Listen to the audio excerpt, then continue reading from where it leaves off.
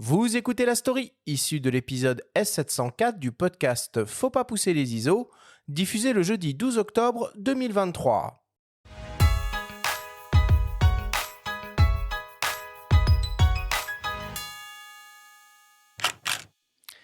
Nous sommes le 18 juillet 1936. Âgés de 21 et 24 ans, Hans Namuth et Georg Reisner se trouvent à Barcelone pour couvrir des Olympiades populaires, une manifestation antifasciste organisée en opposition aux Jeux Olympiques de Berlin prévus un mois plus tard.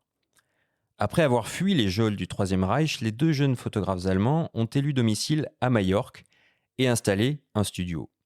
Ce fameux 18 juillet, ils arpentent les Ramblas de Barcelone pour le compte du célèbre magazine Vue, qui avait, pour leitmotiv, le texte explique, la photo prouve.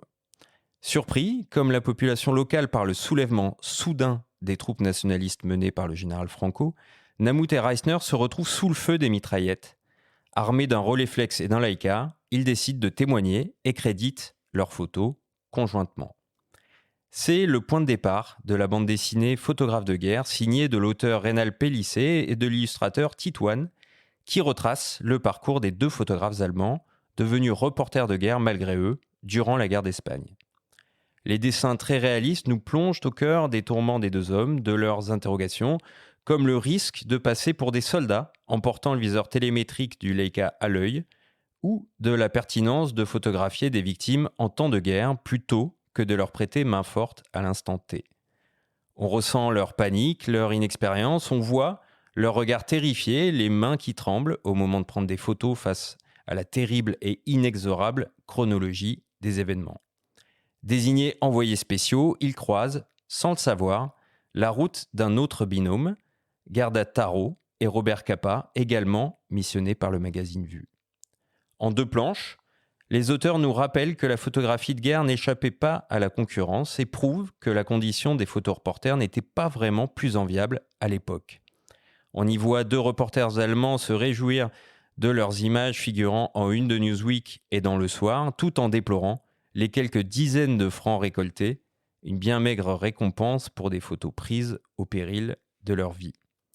En feuilletant le magazine Vue, ils découvrent également le reportage de Capa, réalisé lors de l'atroce bataille de Cerro Muriano.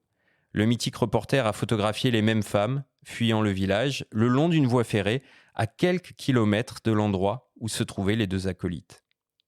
C'est à cette occasion que Capa aurait pris, selon ses dires, deux de ses photos les plus célèbres, les plus polémiques aussi, qui montrent un soldat républicain foudroyé par une balle. Pendant que l'un des futurs fondateurs de Magnum Photo bâtissait sa légende, le destin des deux compères se compliqua encore un peu plus à l'aube de la Seconde Guerre mondiale. Leur histoire méritait bien ces bulles et dessins inspirés.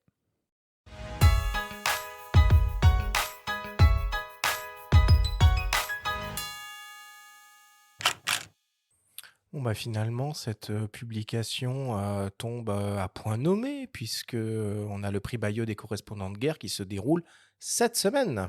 Ouais, alors il s'agit d'une BD éditée par Albin Michel, donc on peut trouver en librairie. Il y a d'autres parutions qui font écho aux rencontres à chaque fois, je pense aux rencontres d'Arles, Non, c'est pas mais la même on chose. pense au prix Bayeux Calvados des correspondants de guerre, et ça touche pas qu'à la photo, mais cette année la photo est particulièrement mise en avant puisque le président du jury est Don McCullin, et il y a justement un bouquin qui sort aussi sur Don McCullin, qui est l'œuvre de Alain Frachon et Michel Guérin, de photographes du Monde.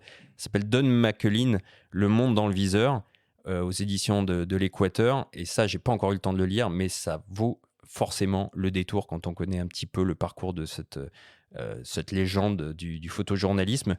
Et en tout cas, j'ai trouvé que cette BD était hyper intéressante dans le sens où elle raconte à la fois l'histoire avec un grand H, moi qui n'ai pas fait d'espagnol ou qui ne me suis pas forcément trop intéressé à cet épisode de la guerre d'Espagne, j'ai appris plein de choses.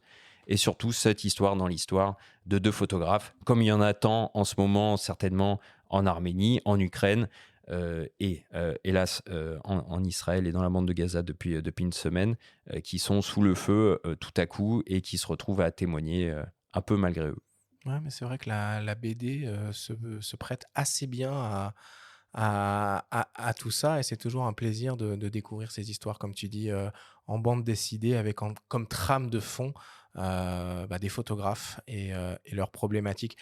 Florent, toi, j'imagine bien sûr que tu t'intéresses à autre chose que la photographie, d'architecture, dans Pas ton, du tout. plaisir personnel? Pas du tout. Je pense, je rêve, je mange photo d'archi.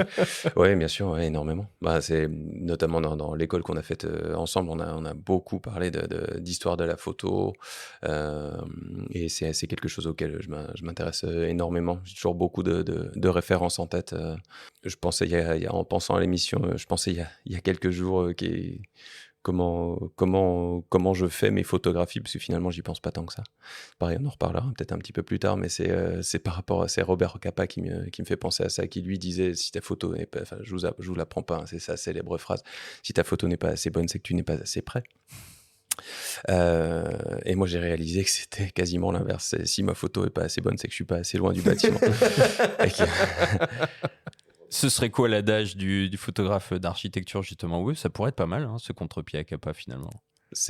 Oui, bah, puis en plus on est à peu près à l'exact opposé de l'actualité chaude, et on est loin du danger, on est loin de non, moi ce que je trouve toujours très important, c'est de prendre de la distance, c'est de raconter le contexte, c'est de raconter, souvent les architectes essayent de prendre en compte le contexte, ce qu'il y a autour et du coup c'est quelque chose que j'ai vraiment envie de pouvoir montrer. Bon.